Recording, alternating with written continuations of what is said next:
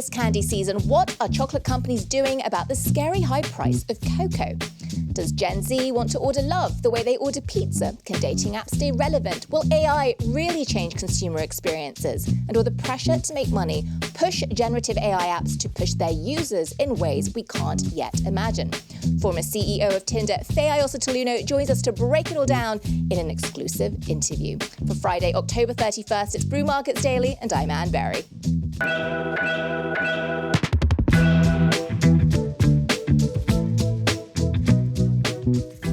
More market details to come, but first, Tinder, the OG dating app, is one of the biggest consumer tech businesses in the world, with over 45 million users globally. As CEO until July this year, Faye Iosotaluno oversaw $2 billion of Tinder revenue and was instrumental in shaping the app's personalization and drive into AI. But her journey through the online world doesn't end there. Faye was previously Chief Strategy Officer at Match Group. She was Vice President of Strategy and Business Development at SoundCloud, one of the largest music streaming services in the world. And Faye has had broad experiences across digital media and in gaming at Viacom, Warner Brothers, Yahoo, and Time Warner, first starting her career in investment banking. So to break down the latest in consumer technology, if nostalgia can get us off our phones and into real-world experiences, and the risks that come alongside the promise of AI, we are delighted to have Faye join us on the show today in her first media interview since leaving Tinder. That conversation in a moment. But first, a word from our sponsor, Surf Air Mobility. The future of transportation is taking off, and our producer John has more on how air travel is changing with it. That's right. Surf Air Mobility is on a mission to transform how we fly by pairing AI-powered software with the next generation of electrified aircraft. They're building Surf OS, which is an intelligent operating system designed to help the industry run more efficiently, making air travel smoother and smarter. With innovations like this, Surf Air Mobility aims to be a key player in the growing air mobility space, a market expected to reach over $100 billion by 2035. To learn more about their technology and vision for the future of flight, visit surfair.com/morningbrew. This is a paid advertisement for Surf Air Mobility, Inc. Full disclosure available in podcast description. And now, my conversation with Faye Iosotaluno. Welcome, Faye Iosotaluno, former CEO of Tinder, 45 million users globally, $2 billion worldwide. Faye, massive seat in consumer tech. So very excited to break down what on earth is going on in the world of AI and consumer tech and young people today, and what's exciting and what perhaps is a little bit more challenging. Let's start with this whole concept of online dating fatigue. Okay. You know, when you take a look at Grindr's share price, it's down 18% year to date. Match is down about 2% year to date. Bumble is down 33% year to date. It looks as though people, and we should talk about which generations, are turning their backs on apps. Is that right? I think there's a lot going on right now, and there's no question that for younger generations like Gen Z, they're looking at online dating a little differently than generations before. Remember that online dating, or Tinder, came onto the scene in 2012. Yeah. And so millennials at the time were in their 20s, early 30s. So they were integrating it into their lives in a particular way. I think Gen Z today, who are teens to, call it late 20s, mid-late 20s, they are truly digitally native, right? And so what does that mean? One, I think it means they are much more conditioned for instant gratification. Okay. They want something immediately. Right. Whether it's their Uber, their pizza, their thing from Amazon. So they want to order love the way they order pizza. Yes. Like, I think there is this notion that if I can get everything this easily, and tech has enabled that, which is incredible, shouldn't that happen in love and relationship as well? I wish it could. I just think human relationships is much more complex than that, right? It's not just about what I want. It's also about what the person on the other side wants. And these platforms have come together to try to do their best to make that happen, but it takes time. Okay. So instant gratification is a problem.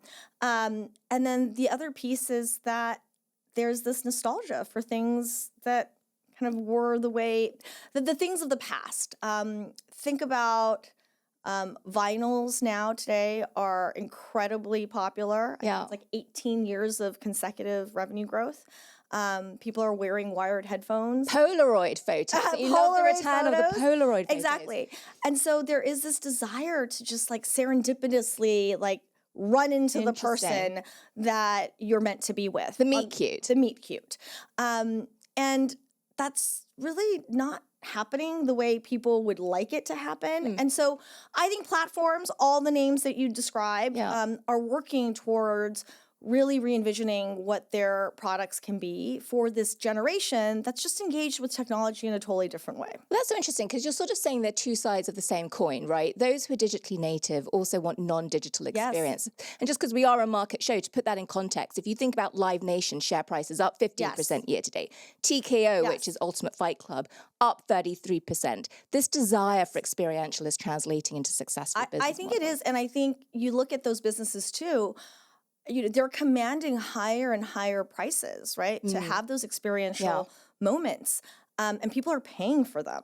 And so I think there is this push and pull, right? The tug of digitally native, I want everything to happen instantaneously through technology, but at the same time, the desire to be with other people, but in this space that is whether it's a movie even or a concert or some kind of live event. I think that's the dynamic that we're seeing. So why aren't Tinder and Grindr and Bumble becoming amongst the world's biggest event organization businesses? Why aren't they doubling down on live?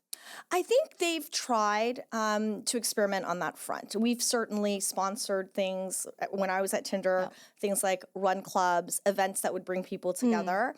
I think there is a difference, though, between a digitally native company as well as an experiential company. And in the same way that experiential companies want to tap more into digital, I think you're right that the online apps for dating need to do more on the experiential side, but that would be a new muscle to build, right? It's a different set of operations even to have the capability to do something like a Live Nation, which is probably outside of their immediate wheelhouse. So let me ask you a question, and I'm just thinking of this on the fly. Maybe it's a wacky question. I know you started life as an investment banker, so you are one person I could ask this. Does a Live Nation turn around and try to buy one of the dating apps? Yeah, that's an interesting question. I don't know that it needs to necessarily. I think that they have a lot of the demand that they need. There's scarcity value, which also drives up, demand in that front. I do think that there's a natural relationship between once you're dating somebody, you want to do things with that person, I hope. And so whether it's going to restaurants or going to these events, that starts to be interesting. And so I can certainly see a business development relationship, partnership relationship there. Let's talk a little bit about what you said, which is that there's this nostalgia amongst younger people. And there is one note that you sent before we started our conversation, which is that NPD Group found that Gen Z are visiting restaurants about 66 times fewer per year than Gen X at that age. Now, the way in which the research is sort of positioned, it's suggesting that people aren't spending their time dramatically differently. But if you turn that number into practice, that's sort of one time-ish a week less that people are actually going out and about and eating a meal surrounded by other people. That's a high proportion of the week. I sort of read that differently and said, are young people not able to afford to do the activities that were available to their, to their predecessors? I think there is an element of that. I think young people today, there are other priorities and stresses that they have, right? Whether it is paying rent, finding a job, all those things that can impact the dynamic there. But I still think that with that, there are cheap ways to go out as well. Go for a walk. Go for a walk. Yeah. We're here in New York City, Central Park, right? Go for a coffee. And even if a coffee nowadays is $10, it's still accessible, though it's not crazy like perhaps a dinner that would cost $100, $150. And I'm just so curious because you had so much, and you still do have so much insight into how people behave. What is are there gender expectations around things like who picks up the check? Has that evolved over time? I think that's become more equal over time. I think that because of pressures that we just talked about, because of, just also women, higher proportion of women in the workforce. That expectation, perhaps historically, of the guy picks up the bill all the time, I think that was changing quite a bit. Let's talk about how AI is perhaps playing a role, not only in dating, but in some of the other areas of consumer tech that you've come across in your career. Let's talk about creativity. One of the things that seems to be a narrative around Gen AI is that barriers to entry to creativity, which is such a bizarre turn of phrase in my mind, are coming down. What does that mean in terms of how you're seeing people present themselves online? How are they engaging with Gen AI for creativity? This one we're in the middle of, I think, from an evolutionary perspective. When you look at, let's say, a country like Korea, who was already using AI, think about, filters and tools to make their profiles, look a particular way. Men and women. Wait, what are they using doing? that. Elaborate on that. They're adding features to their profile pictures, right? Interesting. They're embellishing them, perhaps even if it's around the food and the context that they're in. But it's almost a little bit more acceptable or more the norm there.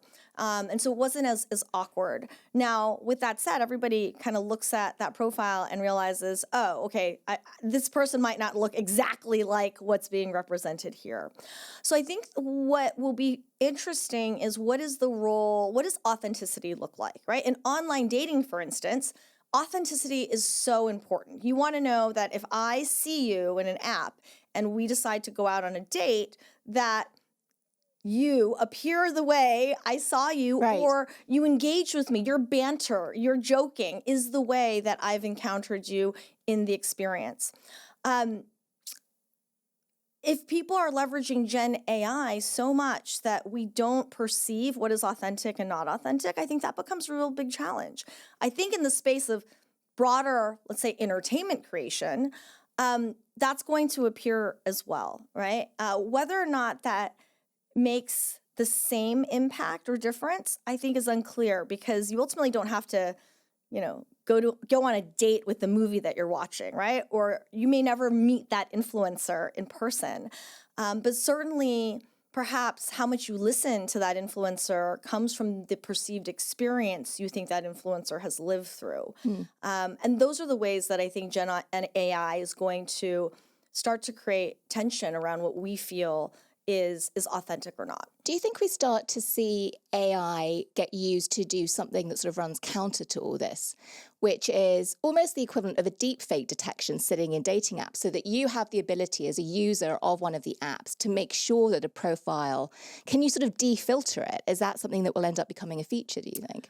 I think it's certainly a path, because if we can use this incredible technology to create, can we use this incredible technology to identify? Right, yeah. And we at Tinder had already been using this extensively from a trust and safety perspective, and taking that and utilizing it through the whole profile, through the chats, all of that is possible.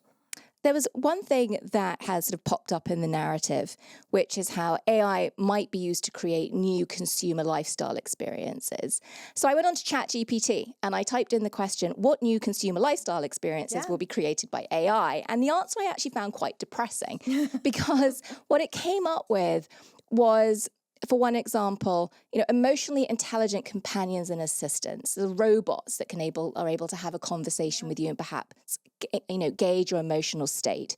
Another one was looking at hyper-personalization, including in virtual or hybrid social consumption experiences. The bottom line for these were a move to more isolation and interaction with your electronic devices.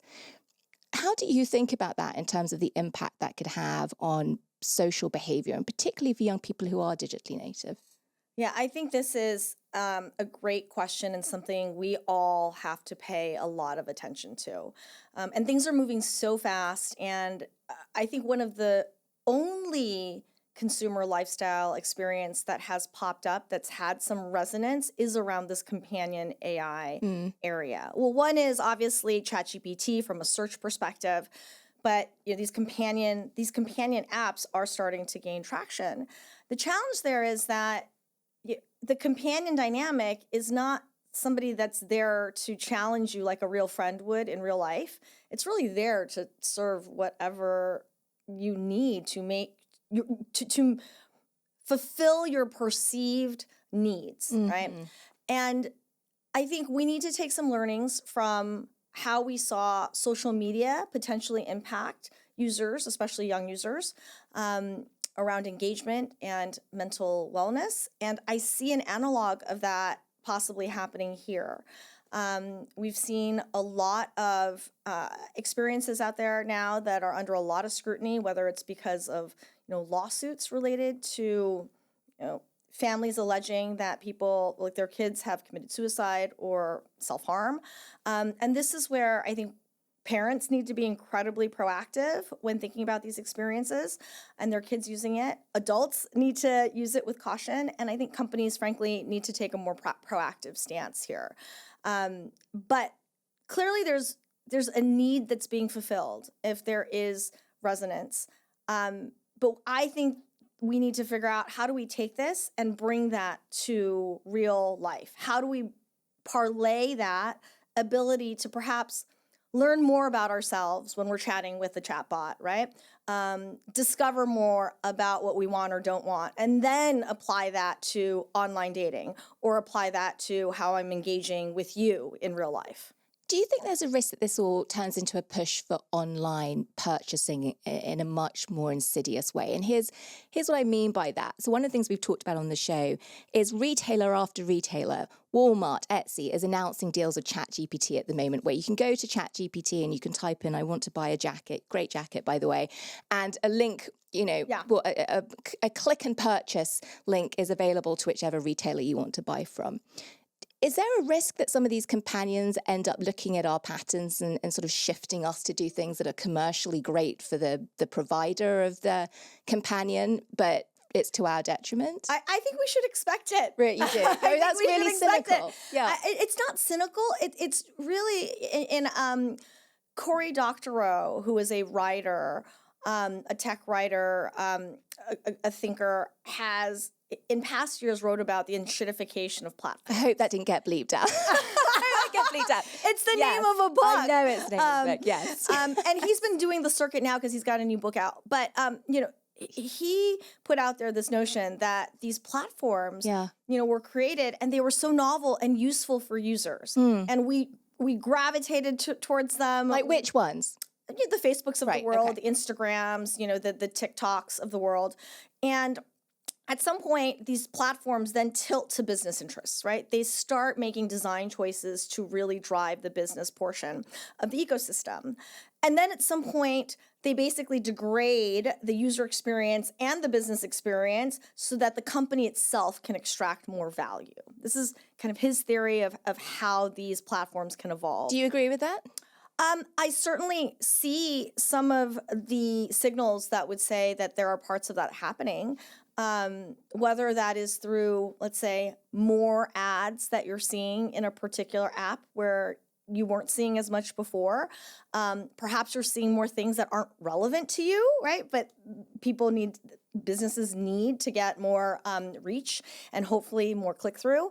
So I think it exists in different parts of the digital ecosystem. And I think we're even starting to see it now in AI.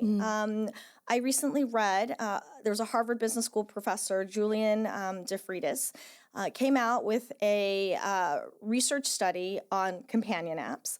And what they looked at was 5 companion apps and found that the chatbots would use at least one emotionally manipulative or exploitative tactic to keep the user on when the user signaled that they were ready to leave, right? So a user might say, I gotta go, I gotta, do X, Y, and Z. And that would increase, and that was happening, I think it was 37% of the conversations where somebody was indicating they were gonna leave.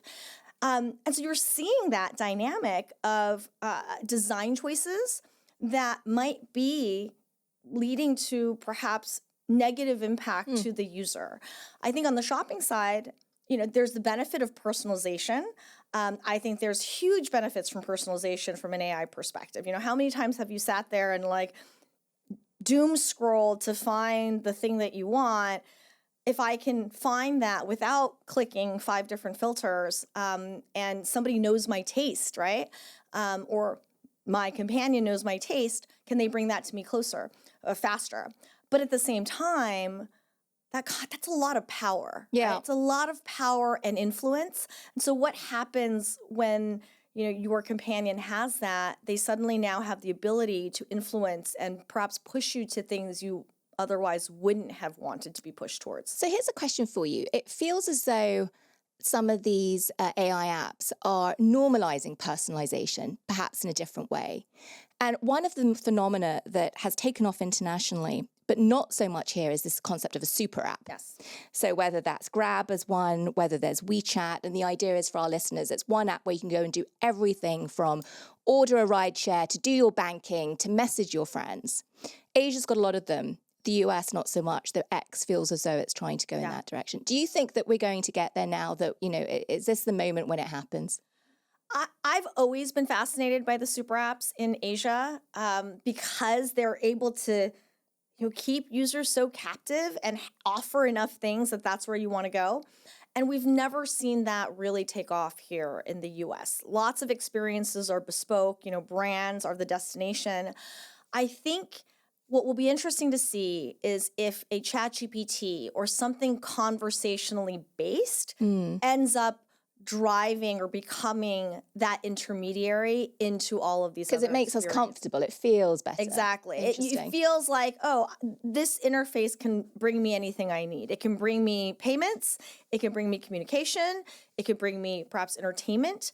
And you see a lot of, what ChatGPT is doing is creating these partnerships with these businesses, right, that are kind of bringing them in. So I think we're in the early stages of that, but I'm certainly interested in seeing if, that notion of a one-stop shop does come here, but looks different than perhaps these apps that exist, out in Asia. The other place that OpenAI is now making noises about going is hardware. And for a long time, they said, well, we're not sure we will. Do you see them, pun intended, moving into VR or things like the Meta glasses or moving into wearables and taking physical AI into part of their portfolio? I do. You do? Okay. I think they are going so hard across so many different dimensions and verticals. And let's say hardware or something complementary as you go about your daily life would, I believe, absolutely be on the table. Now, whether they're glasses in the way that Meta and Apple have gone down, I don't know, right? But they acquired Johnny Ive's company, right, and clear producer of designer at Apple, very famous designer at Apple. Exactly. But I think we are in very, very, very early stages of that. I think there's still a lot of product market fit that needs to be determined. I wear contacts, so I actually do wear glasses. Yeah. But I don't like wearing glasses. Well, I've got mine actually. I was going to wear them. Holding them up. But what is the value prop that's going to drive me to not want to wear my contacts anymore, or wear my contacts but then wear glasses over my contacts? Well, the right? simultaneous translation, right? Meta Glasses has got this feature, which I was very skeptical about, and then I saw it. I was in Europe, and a friend of mine put on his glasses and was able to translate. The languages were translated for him. So I guess it's a question. I mean, everything's got a price, right, to get some adoption going. Yes. So since you are so immersed in all this and your background is amazing, you've done everything from finance, you've been in corporate strategy, and as part of that, you have been a decision maker around acquisitions for corporations. So I have to ask you the question, are we in a bubble? Are we in an AI bubble when you look at valuations right now? I think you've got some similarities with the tech bubble that we saw. Now, I think a lot of the investments that are going into the AI space are productive investments, meaning they are trying to predict how much capacity do we need in making those investments now. The price paid for those investments are probably higher than it would be if it were over time, more over time, or over a longer duration. Yeah. And so I think there's probably, and capital markets are not, my expertise, but I do certainly think that there are pockets where there's probably there's froth, but there are also real investments. These are real investments, right? That are meant to sustain and support a future where AI is incredibly dominant across all the things we're doing. A lot of the investments today are I would argue, on the infrastructure, compute, enterprise side, right? But that chain is really long. I would argue consumer lifestyle, you asked ChatGPT, and it didn't come up with that many options not for you, really. right? It wasn't creative. So consumer lifestyle, I think, hasn't even really been tapped into. And those things are going to look far different than what's being invested in today. But regardless, like those investments, are meant to support this future where AI is embedded in so many different ways. And I think that future is going to happen. I don't have a strong sense of how many years it's going to take to get there. But you've got a lot of energy and excitement right now around it. So here's what I can't tell, and I'm trying to sort of read you here. You've worked in music, you've worked in media, you've worked in online dating.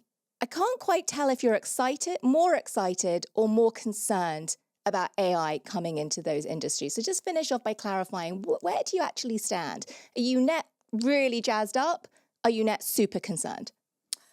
I'm very jazzed up. Okay. I think that there is a lot of value that so many people are going to get from this, right? Whether it is you have a new idea. Yeah. And suddenly the playing field has been leveled. You can actually bring that great idea into life.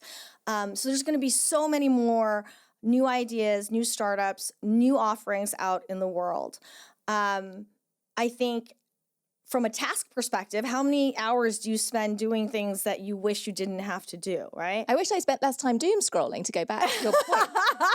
Yeah. Right?